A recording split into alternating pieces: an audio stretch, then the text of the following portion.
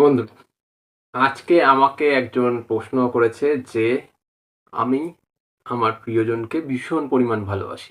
তার জন্য আমি সবকিছু করেছি। কিন্তু এখন আমার প্রিয়জন আমার সাথে কথা বলা বন্ধ করে দিয়েছে। সে আমাকে কল করা, মেসেজ করা সবকিছু বন্ধ করে দিয়েছে। সে আমার সাথে এখন আর সময় কাটাতে চায় না। সে আমার সাথে এখন আর থাকতে চায় না। কি করলে আমি আমার প্রিয়জনকে আবার ফিরে পাবো? আজকে আমি এই বিষয়টা নিয়ে তোমাদের সাথে কথা বলবো যে প্রিয়জন যদি তোমার সাথে কথা বলা বন্ধ করে দেয় বা সেই মানুষটা যদি তোমাকে কল করতে না চায়, তখন তোমার কি করা উচিত? কি করলে সেই মানুষটা তোমাকে পুনরায় নিজে থেকে কল করা শুরু করবে?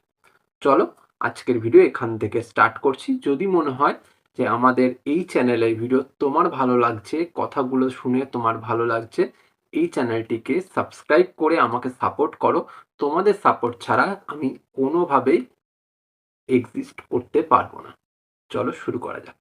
প্রথম পয়েন্ট, যেই মানুষটা তোমাকে কল করছে না, সেই মানুষটা তোমার থেকে কিছুটা দূরত্ব বাড়ানোর চেষ্টা করছে, তাই জন্য কল করা বন্ধ করে রেখেছে।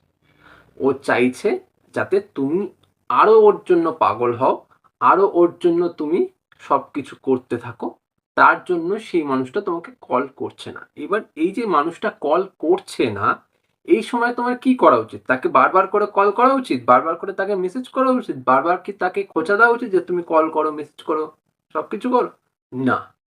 আমি বলবো, যখন সেই মানুষটা তোমাকে কল করছে না নিজে থেকে, কারণ ওর এই সময় ইচ্ছে নেই কথা বলার, তখন আমি ওকে যোগাযোগ করার চেষ্টা করব না, ওকে বেশি ঘাটানোর চেষ্টা করব না। আমি ওকে কোনো রকম ভাবে কোনো স্যাড মেসেজ, কোনো স্যাড ভাবে কোনো কথা বা ওকে ওর গায়ে লেগে যায় এমন কোনো কথা আমি বলার চেষ্টা করব না। এর থেকে কি করব, নিজেকে আমি দূরত্বে রাখবো, নিজেকে আমি আমার মতন সেট করব, আমি আমার মতন ফ্রি রাখবো নিজেকে। ওর যখন কথা বলার ইচ্ছে হবে ও আমাকে নিজে থেকে কল করবে, তখনই আমি ওর সাথে কথা বলবো। এইটুকুনি মেন্টালিটি অ্যাট ফার্স্ট, যখন সেই মানুষটা তোমাকে কল করছে না, ঝগড়াঝাটি হয়েছে, অশান্তি হয়েছে, ও কথা বলা বন্ধ করে দিচ্ছে, তখন তোমার করা উচিত। বুঝতে পারলে? এটা ছাড়া আর কিচ্ছু নয়। কিছু নয় মানে কিছুই নয়। এটা তোমাকে বুঝতে হবে। ঠিক আছে? Second point. সেকেন্ড পয়েন্ট এটাই বন্ধুরা, যখন সেই মানুষটা, ভালো মতন শোনো, যখন সেই মানুষটা এবার নিজে থেকে কল করা শুরু করলো, তখন তুমি ভুলেও সেই মানুষটার সাথে নিজেদের ভালোবাসার সম্পর্ক নিয়ে বা নিজেদের সম্পর্ক নিয়ে কোনো রকমের কথা বলবে না। ভালোবাসা নিয়ে কোনো রকম কথা যাতে সেই সময়টাতে না থাকে। শুধুমাত্র হাই, হ্যালো, ভালো আছো, কি করছো, খেয়েছো, ঘুমিয়েছো, শরীর কেমন আছে, বাড়ির সবাই কেমন আছে, এইটুকুনি কথা বলবে। আর দিনকাল কেমন চলছে নর্মাল কথা তোমার বলার দরকার। এছাড়া কোনো রকম অভাব, অভিযোগ, কান্নাকাটি, তুমি কেন করেছো, কি জন্য করেছো, আমাকে ছেড়ে দিয়ে চলে গেছো, এক্সেট্রা এই টাইপের কোনো রকমের কথা বলবে না।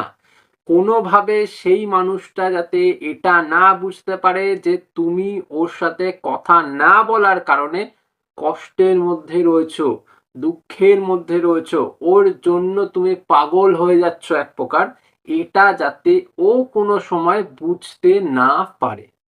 বোঝা গেল? থার্ড পয়েন্ট, যখনই তোমাদের এই কনভারসেশনটা হয়ে যাবে, হাই হ্যালো হয়ে গেল, কেমন আছো, কোথায় ছিলে, এইসব হয়ে গেছে, কথাবার্তা বন্ধ, আর কোনো অগ্রিম টপিক পাচ্ছ না, তখন তাকে সাফ সাফ জানিয়ে দেবে তোমাকে আমি একটু পর কল করছি, বা তুমি আমাকে ওই সময় ফোন করো কারণ আমি এই সময়টাতে একটু বিজি আছি, এখন আমি তোমার সাথে কথা বলার মতন বা টাইম পাস করার মতন অবস্থাতে নেই। তাকে এই জিনিসটা পুরোপুরি বুঝিয়ে দিতে হবে। ঠিক আছে? তো এই জিনিসটা ভালো মতন তাকে বোঝাও যে আমি এই সময়টাতে টাইম পাস করতে পারবো না, কারণ আমি একটা কাজ করছি। তুমি আমাকে অমুক টাইমে ফোন করো, সেই সময়টাতে আমি ফ্রি থাকবো, তোমার জন্য আমি সময় বার করে রাখবো। তাহলে ওর মাথায় একটা কি যাবে, যে আমি যেই মানুষটাকে এতদিন ইগনোর করছি সে কিন্তু কোনো ফেলনা মানুষ না, বা সেই মানুষটার কোনো কাজ নেই এরকম না, কিন্তু সেই মানুষটা আমাকে ছাড়া কোনো কাজে ব্যস্ত থাকে। বুঝতে পারলে? এবার ব্যস্ত যখন থাকে তখন সেই মানুষটা আমার জন্য টাইম বার করবে। তার মাথায় এটাই ক্র্যাক করবে কিন্তু। এবার তুমি যদি ওকে বারবার এরকম বলতে থাকো, "হ্যাঁ, কথা বলো। আমি এখন কথা বলছি।" বা যতক্ষণ বলার বলে নাও, কোনো অসুবিধা নেই। বা ও কল করেছে তো একদম হামলে পড়ে ওর সাথে সবকিছু শেয়ার করতে লেগে গেলে, তাহলে ও পুরোপুরি বুঝে যাবে যে এই মানুষটা আমার জন্য একদম পাগল। কারণ ও ওটা জানার জন্যই তোমাকে ফোন করেছে যে আমার এ হাতে আছে নাকি হাতের বাইরে বেরিয়ে গেছে। তোমাকে এটাই বোঝাতে হবে যে হ্যাঁ, এবার আস্তে, আস্তে আমি হাতের বাইরে যাচ্ছি। তোমাকে ছাড়া আমার দিন বেশ কেটে যাচ্ছে, ভালো কাটছে। বুঝতে পারলে? তাকে জোর করবে না কথা বলার জন্য, বা তার ঘাড়ে চেপে যাবে না কথা বলার জন্য। ঠিক আছে? 4th পয়েন্ট আর লাস্ট পয়েন্ট। এটা সবথেকে গুরুত্বপূর্ণ পয়েন্ট আর মজার পয়েন্ট। এই পয়েন্টটাতেই সেই মানুষটা একটা ভালো মতন সাজা পাবে। এই যে তুমি সেই মানুষটাকে বললে অমুক টাইমে কল করো। এবার সেই মানুষটা ঠিক ওই টাইমেই দেখবে তোমাকে কল করছে। কারণ তুমি ওকে টাইম দিয়ে দিয়েছো, এই সময় কল করো, আমি কথা বলতে পারবো। ও তোমাকে রক্ষা করার জন্য কি ওই সময়টাতেই কল করবে, আগে পিছের সময় কল করবে। এবার সে কল করার ঠিক ০.৫ ঘন্টা আগে থেকে তুমি কি করবে, যে হয় কাস্টমার কেয়ার বা তোমার কোনো বন্ধু বা তোমার যদি দ্বিতীয় ফোন থাকে সেখানে, বা তোমাদের অন্য কারো ফোনের সাথে নিজেকে কলটাকে ব্যস্ত করে রেখে দেবে। বুঝতে পারলে?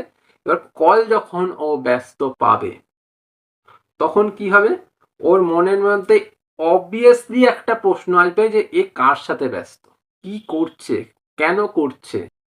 যখন ও তোমাকে ব্যস্ত পাবে তখন যখন ওর মনে প্রশ্ন জাগবে, আর এই প্রশ্নটাই কিন্তু তোমার আসল রেজাল্টটা দিয়ে দেবে। সেই মানুষটা কল কেন করছিল না, কেন ও এত কিছু করেছে, সব রেজাল্ট তুমি পেয়ে যাবে এই জায়গাটা থেকে।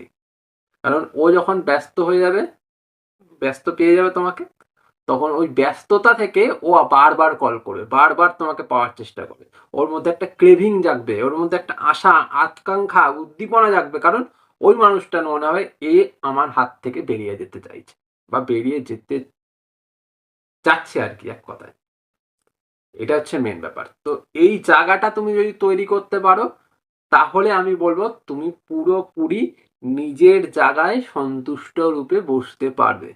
এতদিন যে অবহেলা করছিল তাকে যোগ্য জবাবটা দিতে পারবে। ঠিক আছে? আজ এ পর্যন্ত। যে প্রশ্ন করেছিলে প্রশ্নের উত্তর এটা আমি দিয়ে দিলাম। ভিডিওটা ভালো লাগলে ভিডিওটাকে লাইক করো, সাথে, সাথে এই চ্যানেলটা সাবস্ক্রাইব করে আমার সাথে থেকো। তোমাদের সাথে থাকা, তোমাদের সাপোর্ট করা আমার ভীষণ জরুরি। চলো, আজ টাটা।